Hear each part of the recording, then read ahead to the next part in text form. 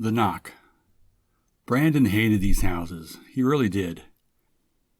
Every knock on the door or every bell he rang was a mystery what he'd find when someone opened it. That is, if they bothered to open it. When a package needed a signature, it was his job to make sure he got a signature before handing over the package. When a signature wasn't required, he dropped the package and left. Nowadays, though, people were afraid to answer the door or just didn't want the hassle.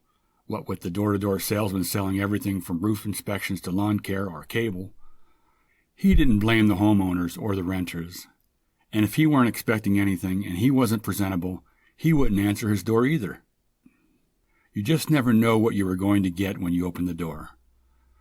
Same with being on the other side of the door, the one requesting something like he was doing at this very moment. 5207 Northern Boulevard wasn't much to brag about. A box ranch home with two 20-year-old paint-damaged cars on the street in front of the house. Chances were good someone was home. The pale yellow house had its paint chipping and thousands of thin paper strips helped insulate the windows. It was the poor man's window insulation, something he knew about growing up. The box Brandon was delivering said it weighed 16.8 pounds, much heavier than most boxes, signature required or not. It had a nondescript return address, as with many packages nowadays, to keep the purchase discreet.